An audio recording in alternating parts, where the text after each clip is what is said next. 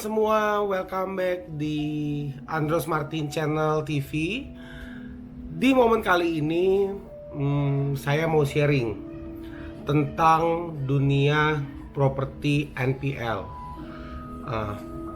Properti NPL ini bisa dibilang properti kredit macet karena singkatannya seperti yang teman-teman udah baca, yaitu non-performing loan property, ya.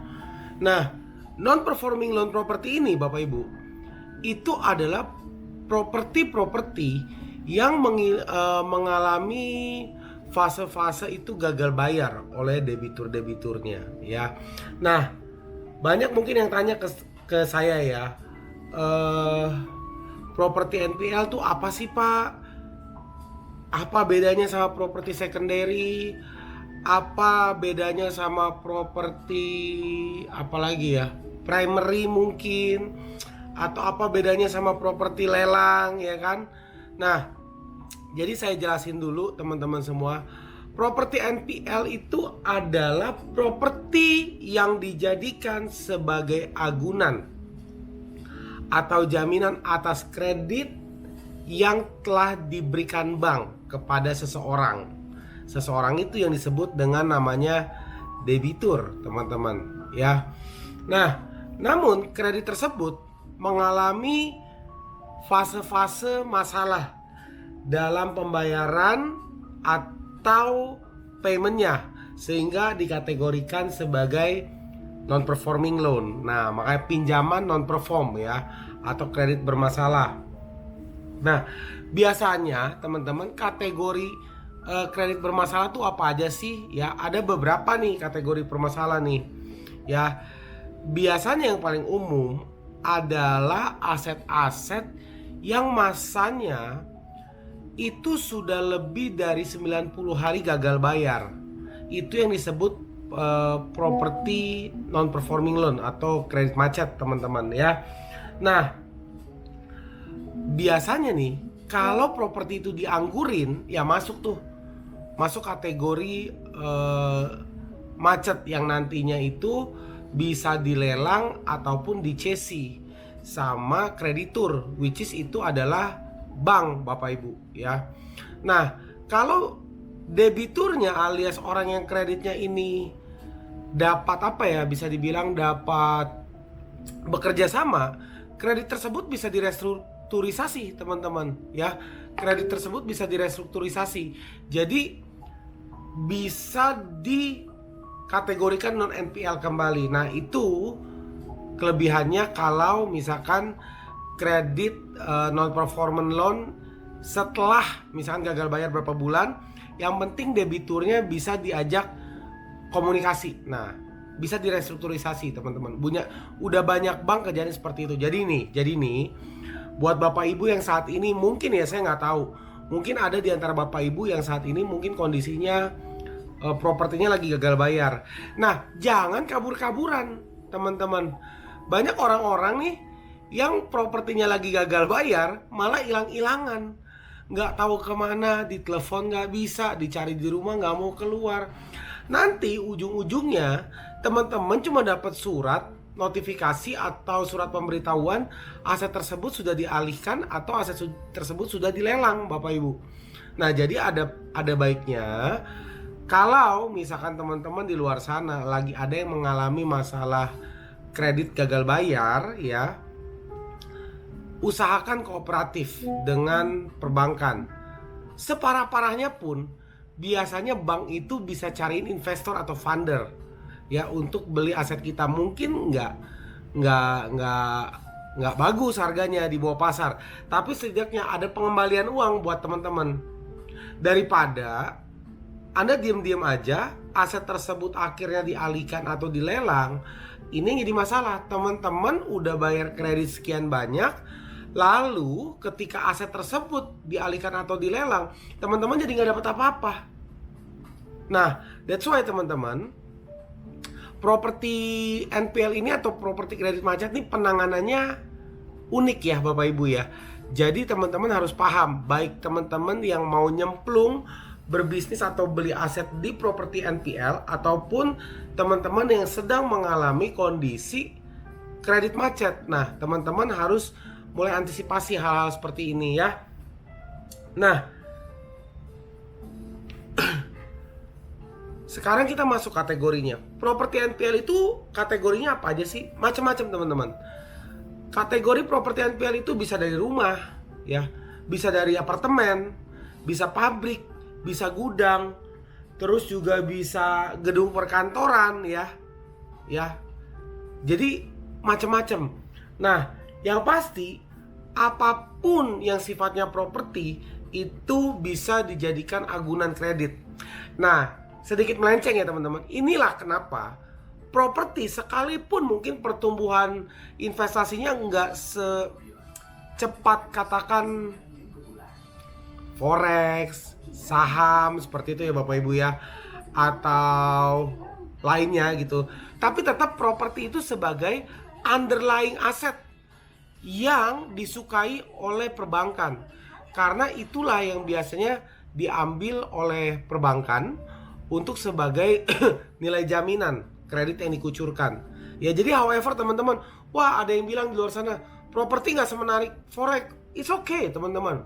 Tapi sampai sejauh ini cuman properti yang underlying asetnya dicintai sama perbankan. Coba teman-teman, punya forex, punya kripto, punya bitcoin senilai 20M, Anda lari ke bank, Anda jaminin ada yang mau? Nggak ada yang mau. Tapi kalau properti masih ada yang mau ya.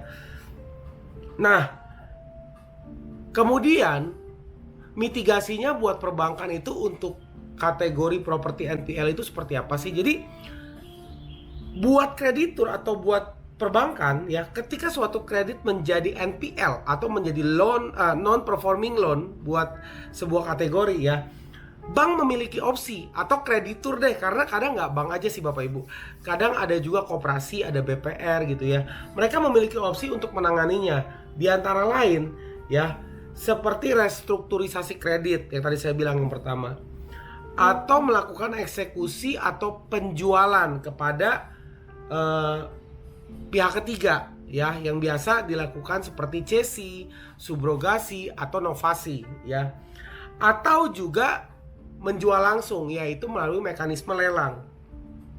Itulah kenapa teman-teman tadi saya bilang pertama, jangan dianggurin kalau udah tahu sadar kondisi asetnya tuh macet ya. Jadi jangan kaget kalau Anda anggurin lewat setahun. Oh nggak ada yang tagih nih bang, udah muak kali. Tiba-tiba nanti ada orang lain masuk ke rumah Anda dan mengakui bahwa aset tersebut sudah miliknya. Ya, padahal Anda tahu awalnya itu kredit atas nama Anda. Tapi karena Anda one prestasi, tiba-tiba setahun kemudian, 2 tahun kemudian ada orang masuk ke rumah Anda bilang itu milik dia, disertai bukti otentik yang legal, yaitu sertifikat. Nah, jadi teman-teman harus antisipasi. Itu bisa terjadi, bisa. Kok bisa Pak tanpa izin saya? Ya bisa, karena waktu perjanjian kredit biasanya Anda sudah menandatanganinya teman-teman. Ya, itu yang harus kita perhatikan baik-baik. Nah, terus kabar baiknya buat teman-teman yang sedang berpikir, kayaknya menarik nih buat berbisnis properti NPL. Betul, NPL itu ada sisi menariknya ya. Karena apa? Properti kredit macet atau NPL biasanya sering banget dijual dengan harga yang lebih rendah Bapak Ibu dibandingkan nilai pasar wajarnya. Karena bank biasanya tuh ingin sekali mengurangi kerugian-kerugian dari kredit bermasalah itu. Jadi mereka udah gak mikirin harga pasar. Yang penting dirilis, uangnya cepet-cepet balik ke bank, cash flow mereka bagus dah. Dan ini yang biasanya buat orang-orang seperti kami, investor, aset-aset yang udah gak digubris sama orang lain gitu ya, sama pemilik yang lamanya, itu menjadi peluang untuk berinvestasi maupun membeli atau berbisnis properti-properti dengan harga yang murah. Nah, tapi ada tapinya. Teman-teman harus sadar, ada tapinya. Investasi dalam properti kredit macet itu juga punya resiko yang sangat tinggi Bapak Ibu ya, dimana proses legalnya itu panjang dan kompleks. Katakan teman-teman kalau beli properti primary dan secondary 2,5 bulan, 3 bulan balik nama sudah selesai. Tapi kalau Anda beli properti cesi katakan atau lelang, prosesnya bisa sampai 5-7 bulan. Tapi harganya fantastis, menarik teman-teman ya. Nah, kondisi properti juga mungkin bisa jadi itu udah rusak ya, karena nggak terawat, apalagi kalau udah dikosongin. Biasanya saya sendiri kalau beli properti NPL seperti ini Bapak Ibu, biasa propertinya tuh udah agak jelek lah, perlu renovasi minim-minim ya. Nah, serta yang ketiga nih Bapak Ibu, kalau teman-teman misalkan nggak benar prosesnya, itu punya potensi konflik dengan debitur dan pihak-pihak lain yang terlibat dalam properti itu. Makanya properti NPL itu menariknya harga murah. Tapi Anda juga perlu teknis dan skill untuk mengatasinya di lapangan. Jadi jangan sampai cuma taunya keluar duit doang, tapi Anda nggak tahu mekanismenya. Nanti kejebak ya. Oke? Nah, banyak video-video saya apa ya disebutnya ya, stitch atau reels di YouTube, di TikTok maupun di Instagram yang memberikan informasi mengenai properti NPL seperti ini Bapak Ibu. Jadi kalau teman-teman misalkan tertarik untuk belajar properti NPL, baik itu properti lelang ya, saya ada kelasnya yang namanya Lelang Mastery. Dan kemudian kalau Anda mau belajar properti pralelang atau CESI, itu juga ada kelasnya namanya Undercover Property, di mana itu membahas tentang properti lelang. Ya, properti pralelang, maaf. Ya. Jadi semoga teman-teman dari penjelasan mengenai properti NPL atau kredit macet itu apa dapat menjawab pertanyaan teman-teman hari ini, ya.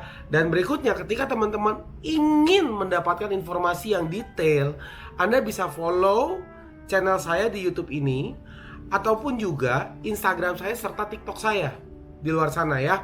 Anda tinggal klik subscribe dan follow.